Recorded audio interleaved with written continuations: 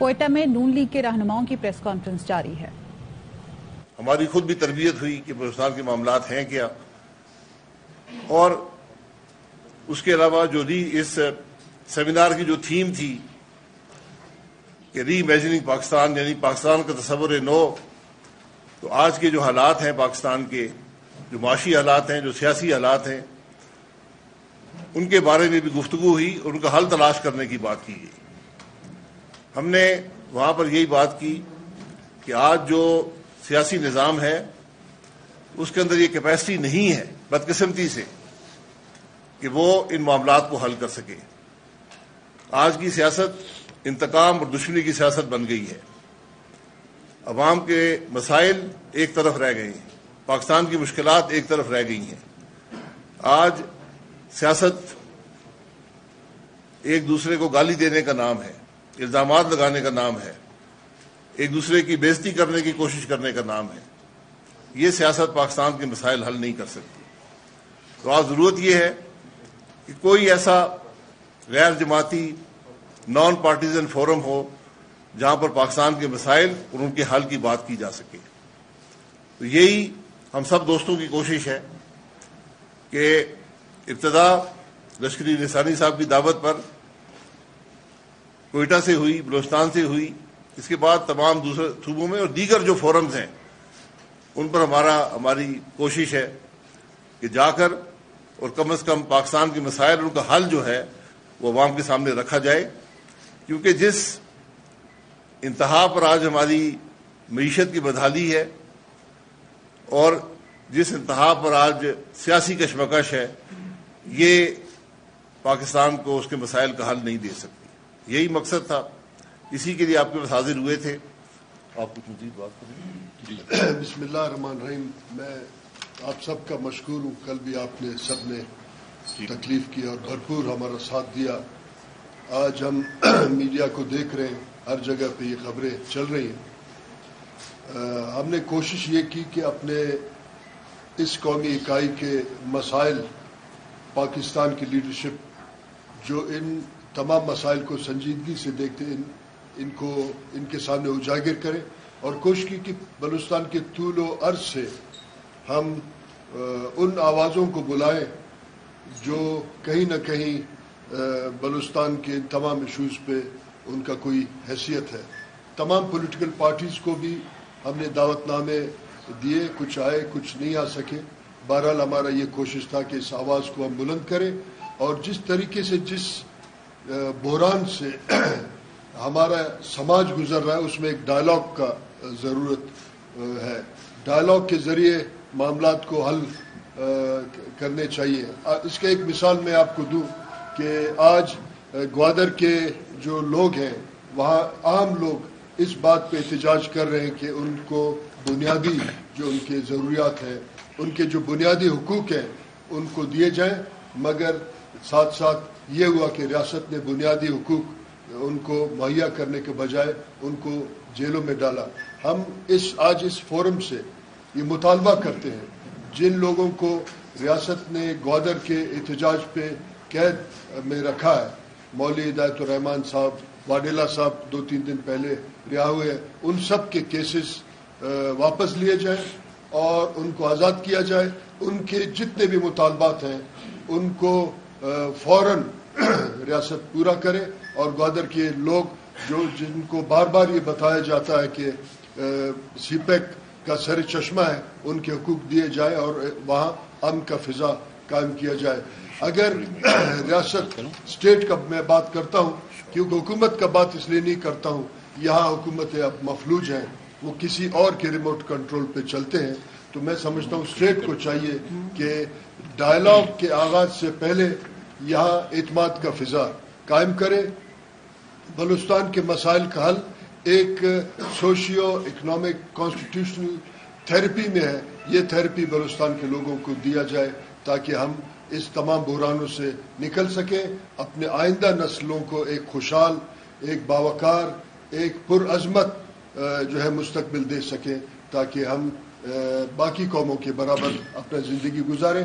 ہمارے جتنے مہربان ساتھی آئے میں آپ کے توسل سے ان کا بھی شکریہ ادا کرتا ہوں کہ انہوں نے ہمارا آواز سنا، تلخ حقائق سنے، یقیناً تلخ باتیں بھی سنی ہوں گی، مگر انہوں نے بڑا تحمل سے 9 گھنٹے سنا۔ اس کا مطلب یہ ہے کہ سنجیدگی سے ڈائلاگ کا آغاز ہو چکا ہے۔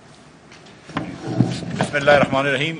بہت شکریہ حضرات آپ کا تشریف لانے کا اور ہمیں موقع دینے کا، بات کرنے کا۔ میں لشکری رئیس ثانی صاحب کی بھی کا مشکور ہوں کہ انہوں نے اتنا اچھی میزبانی کی ہے۔ یہ ہماری پہلے سیمینار کی ری امیجننگ پاکستان کا تصور نو، جس کی انشاءاللہ تعالیٰ اگلی قسط جو ہے وہ پشاور میں ہوگی، جہاں پہ خواجہ محمد ہوتی صاحب ہماری میزبانی کے فرائض انجام دیں گے۔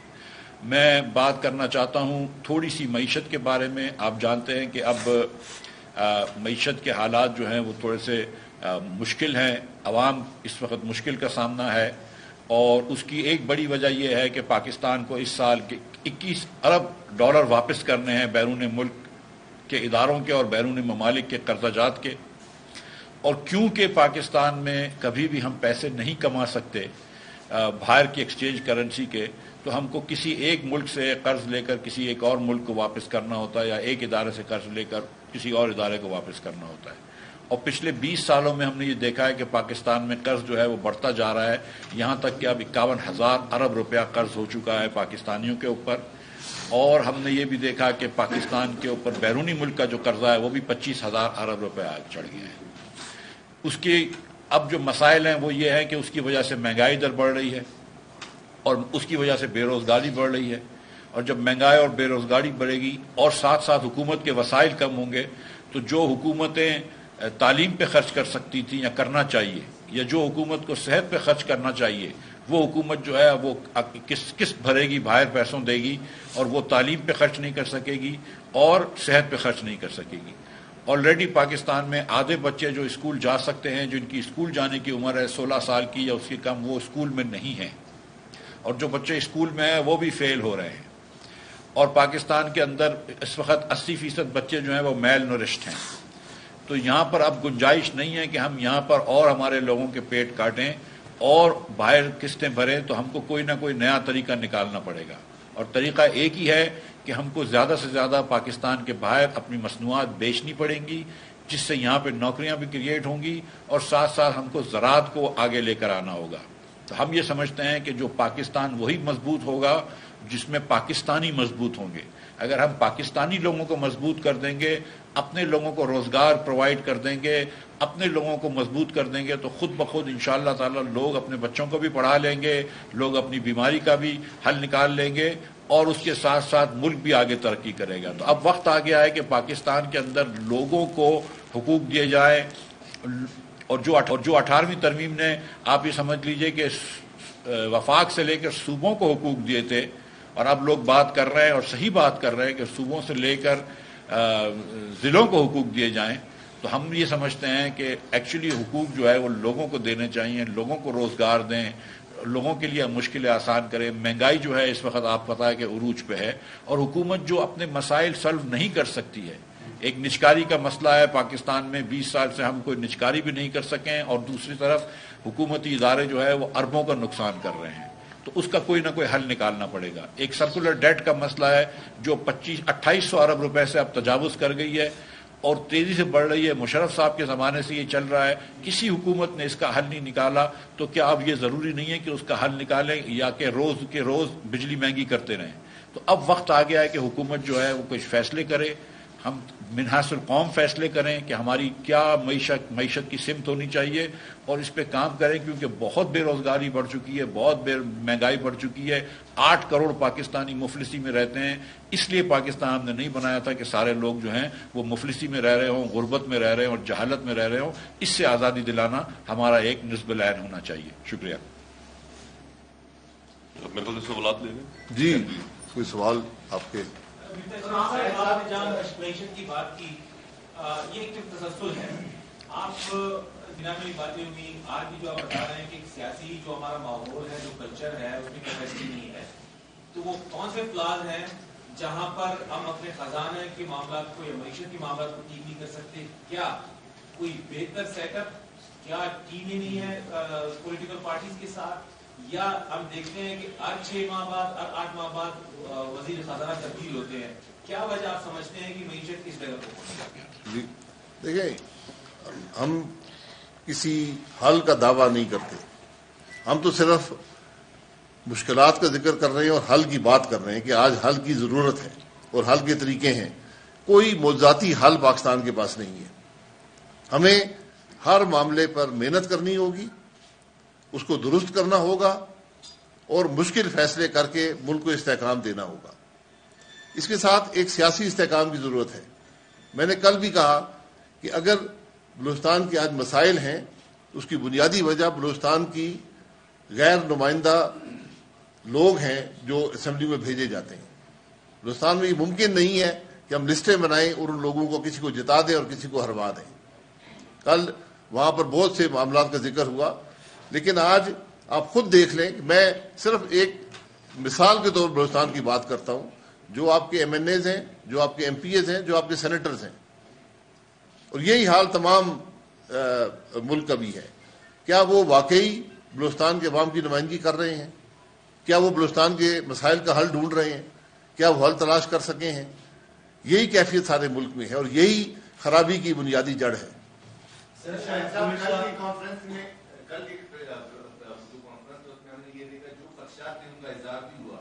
سب کچھ آپ لوگوں نے بتا دیا اور ال کی طرف بھی آپ لوگوں نے ایک بس یعنی اسٹیپ آپ لوگوں نے اٹھا لیا، لیکن پھر بھی بینگ اے سینئر پولیٹیشین آپ لوگ کیا سمجھتے ہیں؟ کیونکہ نئے الیکشن کے حوالے سے آپ لوگوں نے بھی جو خدشات کے اظہار کیے دوبارہ فلیٹ ہونے وغیرہ، لیکن اگر ٹیکنوکریٹ گورنمنٹ کی طرف آپ لوگ جائیں گے کس طرف آپ لوگ اشارہ کی طرف دیں گے؟ نہیں، اشارہ کسی طرف بھی نہیں ہے. ہم تو آئین کی بات کرتے ہیں کہ آئین کو امپلیمنٹ کریں، آئین کو پورا امپلیمنٹ کریں. ہم آئین کو جزوی طور پر نہیں کر سکتے.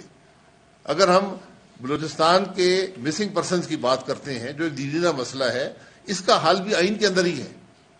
اگر ہم آئین کو تسلیم نہیں کریں گے، آئین کی شکوں کو مانیں گے نہیں، تو پھر ان مسائل کا حل نہیں نکلے گا. معیشت کا حل بھی، سیاست کا حل بھی اور ملک کے جو دیگر مسائل ہیں سب کا حل آئین کے اندر موجود ہے. اگر آج ایک نئے سوشل کانٹریکٹ کی ضرورت ہے تو وہ بھی ایک سیاسی نظام سے ہی آئے گا. سر بلوچستان میں 1970 سے ابھری تھی، ابھی پنجاب میں بھی وہی چیز نظر آ رہی ہے. تو جو بلوچستان کا مسئلہ ہے سمجھے وہ پورے ملک کا مسئلہ بن چکا ہے. تو آپ جو یہ سیریز چلا رہے ہیں سیمینارز کی، اس کو کہاں رکھیں گے؟ کیا ڈاکومنٹ کی صورت میں لائیں گے؟ اس کا اینڈ کیا ہوگا؟ سیریز ڈائیلاگ تو پہلے بھی بہت ہوئے، اس ڈائیلاگ کا انجام کیا ہوگا؟ دیکھیں، یہ ڈائیلاگ ایک ملک کے مسائل کے حل کا ڈائیلاگ ہے اور سب کی بنیاد جو ہے وہ آئین کے اندر ہے. اگر آپ 70 سے بات کر رہے ہیں تو آپ بھی آئین کی بات کر رہے تھے. آج 73 کے آئین کو اس سال 50 سال ہو جائیں گے. کیا وہ آئین کامیاب ہوا یا ناکام ہوا، یا کیا ہم نے اپنے عمل سے اس کو ناکام کیا؟ اگر اس کے اندر خرابی ہیں ان کو درست کیا جا سکتا ہے، لیکن ہمیں سب کو اپنے گریبان میں دیکھنا ہوگا. یہاں کوئی بھی الزام سے بری و ذمہ نہیں ہے. ادارے، شخصیات، سیاسی جماعتیں سب نے جو کچھ کیا، آج جو فصل آپ کاٹ رہے ہیں وہ اس وقت کا بویا ہوا کام ہے. مکمل طور پر معاشی طور پر، سیاسی طور پر، معاشی طور پر لفظ ہونے جا رہا ہے یا ہو چکا ہے. آپ وزیر اعظم رہے، آپ کے ساتھ ساتھی جو بیٹھے ہیں مختلف عہدوں پہ رہے، یہ باتیں آپ نے اس وقت کیوں نہیں کی؟ بلوچستان کے ٹائم پر آپ نے اس کا ڈیو رائٹ کیوں نہیں کیا؟ ایک سیکنڈ، آپ کا یہ جو فورم ہے یہاں سے آپ انتخابی اتحاد کی شکل میں جائیں گے یا اپنی جماعتوں کے ٹکٹس پر الیکشن لڑیں گے؟ دیکھیں، یہاں کسی کو ڈیفینڈ کرنے یا کسی پر الزام لگانے کی بات نہیں ہے. میں تو سب کہہ رہا ہوں، ہم سب اس کے ذمہ دار ہیں. جو بھی آج سیاست میں ہیں، جو بھی عسکری قیادت میں رہے ہیں، مارشل لا گورنمنٹس میں رہے ہیں، جو جوڈیشری میں رہے ہیں، یہ ایک اگر آپ نے ذمہ داری لگانی ہے تو پھر ایک ٹروتھ کمیشن بنا دیں. اس ملک کے حقائق بڑے ہی تلخ ہیں اور حقائق وہ نہیں ہیں جو اخباروں میں چھپتے ہیں یا ٹی وی پر آتے ہیں. یہ بھی میں آپ کو بتا دوں. تو ہمارا مقصد، پاکستان 2 چیزوں میں خود کفیل ہے، ایک سیاسی جماعتوں میں اور ایک میڈیا چینلز میں.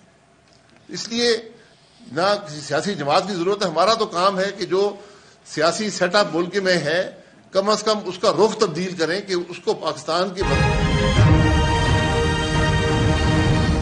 This half-hourly clock is brought to you by زمانے کئی بدلے، نہ بدلی مامتا نہ بدلے ہم، جہاں مامتا وہاں ڈالڈا. and وائٹل کے نام، وائٹل پیو، زندگی جیو.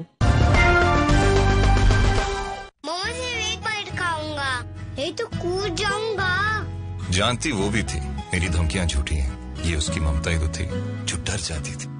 शेर क्या खाते इतने पावर्स के लिए? पराठा। ये उसकी ममता ही तो थी जो मेरे लिए शेर को भी पराठा खिलाती थी। आज भी कुछ भी तो नहीं बदला,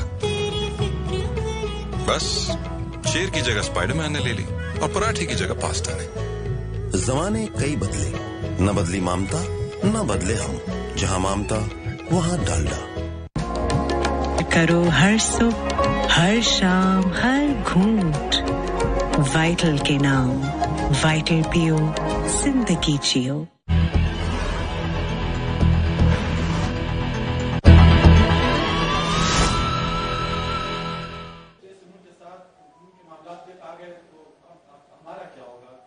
हम बैठेंगे और बात करेंगे तो मामला तय पाएंगे ना, लेकिन अगर आप बैठने के लिए तैयार नहीं हो तो मुश्किल हो जाती है। तो अब ये बैठ के बातचीत कर रहे हैं तो इंशाल्लाह मैं उम्मीद करता हूँ, मैं समझता हूँ, मैं हुकूमत के इस कदम का खैर मकदम करता हूँ कि IMF से इन्होंने बात करने की बात की, गो के 4 महीने का नुकसान किया, गो के पैसों का नुकसान किया, लेकिन बहरहाल ये चले, अच्छी बात है कि देर आए दुरुस्त आए, और इंशाअल्लाह ताला आप जैसे बांग्लादेश ने आपने फरमाया कर ली बात, इस तरह इनको भी बात कर लेनी चाहिए।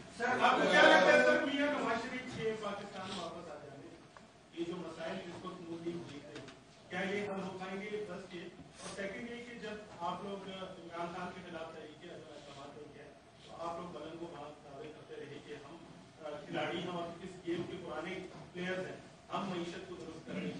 वो कौन सी वजूहात है जिसकी वजह से अब तक 8 से 9 माह गुजर गए मईशत पटरी पे नहीं? देखिए, पहली बात यह है कि हम यहाँ, मैं अपनी जमात को डिफेंड करने नहीं आया या मईशत को डिफेंड करने नहीं आया, पॉलिसी को डिफेंड करने नहीं आया। ये एक नॉन पार्टिजन गैर जमाती बुनियाद पर हमने बात की है, लेकिन चूंकि आपने सवाल कर दिया, जो खराबी 4.5 साल या 10 साल या 20 साल में जो बुनियादी खराबियां हैं, उनके जो रिजल्ट्स हैं वो आप 8 महीने में दूर नहीं कर सकते। हो सकता है आप 8 साल में भी दूर ना कर सकें, लेकिन इस्तेहकाम की इब्तदा होनी चाहिए, वही ये हुकूमत कोशिश कर रही है। मियां नवाज शरीफ साहब के साथ जो नाइंसाफियां हुई हैं, हम उनके वतन आने की बात करते हैं, लेकिन हमें उन नाइंसाफियों का अजाला भी करना चाहिए, और वो नाइंसाफियां बड़ी वाज़ेह हैं। मैं हमेशा ये कहता हूं कि आज ये जुडिशरी का काम है कि वो भी अपने उन फैसलों को देखे जिनके असरात पाकिस्तान पर हुए और बेपनाह हुए हैं। मैं उन मसाइल की बात नहीं करना चाहता जो कुछ सियासतदानों के साथ हुआ, जो इस मुल्क के मायदों के साथ हुआ, जो इस मुल्क को चलाने में जो असर रहा है जुडिशरी के फैसलों का और उनके अमल का, इसका एक बड़ा हिस्सा उन मामलात में है जिनके शिकार आज पाकिस्तान है। आप इसके बाद जी आप बलूचिस्तान मौजूदा जो वज़ीर आला है, इनका कहना है कि 30 अरब रुपए जो है वो हमें कम मिले, जबकि 32 अरब रुपए जो है PPL जो है वो हमारे वाजिबात उनके पास मौजूद है। जब हम देखते हैं कि गुज़िश्ता 20-25 सालों से मैं सहाफत से बलूचिस्तान में वाबस्ता हूँ, मैं देख रहा हूँ कि बलूचिस्तान की सभी में कोई भी करारदाद पास होती है तो वफाक उसको बढ़ा के और बलूचिस्तान जो नजर नहीं आ रही होती। तो क्या समझते हैं कि अगर इस तरह चल रहा है या इस तरह मजीद मुस्तकबिल में भी इस तरह होगा तो बलूचिस्तान के लोग कहाँ जाएंगे? इस वक्त हमारी पूरी सजला बलूचिस्तान की गैस से महरूम है, जबकि गैस हुई से निकल रहे, रोजाना कोयटा शहर में एहतजाजी मुजाहरे हो रहे हैं। आप खुद जहाँ जिस होटल में रह रहे शायद उसमें भी गैस मौजूद ना होगा, तो ये किस तरह चलेगा सर? जी, मैं इसके हल बता देता हूँ। इसका हल सिर्फ करारदाद में नहीं है। करारदाद एक अपनी बात का इजहार होता है, उसके पीछे अमल की भी जरूरत है। आज भी बलूचिस्तान हुकूमत चाहे, दूसरे सूबे चाहें, और मैंने बतौर वज़ीर-ए-आज़म ये उनको कहा भी था CCI के अंदर, आप आइन के मुताबिक अपनी गैस और बिजली ले लें, उसके खुद जिम्मेदार बन जाएं, और ये आज भी मुमकिन है। लेकिन इसके बारे में मैंने आज तक कोई करारदाद नहीं देखी। मैं बिल्कुल इस बात के हक में हूं कि बलूचिस्तान की गैस बलूचिस्तान को दे दी जाए, बलूचिस्तान की बिजली का हिस्सा बलूचिस्तान को दे दिया जाए, सिंध की गैस, सिंध की बिजली सिंध को दे दी जाए। सूबे खुद इन मामलात को तय करें, यही इस मामले का हल है। वरना हम बातें करते रहेंगे, इसने हमारे पैसे देने, उसने पैसे देने हैं, ये सिलसिला चलता रहता है। पैसे आ भी जाते हैं, पैसे खर्च भी हो जाते हैं, लेकिन मुस्तकिल हाल जो है वो आइन के अंदर मौजूद है, उसको इम्प्लीमेंट करें, CCI में बात करें, असेंबली में इसकी बात करें। रोजगार के मौके बढ़ाने चाहिए। आप सियासी जमात के इक़्तिदार बैठे, मेरे ख्याल यहाँ पाकिस्तान में लोगों को भिखारी बनाने में आप सब लोगों का बड़ा हाथ है। बांग्लादेश में आज भी 35 लाख खवातीन जो है रोजगार कार्य उन्होंने गारमेंट्स पे काम किया, वहाँ पर उन्होंने फैक्ट्रियां लगाई, लेकिन आप लोगों ने सियासी जमातों ने यहाँ के गरीब आवाम को 2,000-1,500-2,500 रुपए के पीछे लगा के सारा दिन ATM के कार्डों के ऊपर वो खड़े होते हैं। तो क्या वो बेहतर नहीं था कि बजाय उनको भिखारी बनाने के आप लोग इंडस्ट्री लगाते, चाहे गारमेंट्स की लगाते, किसी भी चीज की लगाते, वो बेहतर नहीं था? जी, आपकी बात दुरुस्त है। बांग्लादेश में भी फैक्ट्रियां हुकूमत ने नहीं लगाई, प्राइवेट सेक्टर ने ही लगाई हैं। तो हुकूमत का काम ये होता है कि प्राइवेट सेक्टर को इंसेंटिव दे, ऐसी पॉलिसी बनाए जिसमें हम नाकाम रहे हैं, वरना हमारी भी आज जो एक्सपोर्ट है वो 100 अरब के करीब होनी चाहिए थी। यही नाकामी है जिनकी बात करने हम यहाँ पर आए हैं और उनका हल देने के। नून लीग के रहनुमाओं की प्रेस कॉन्फ्रेंस जारी है।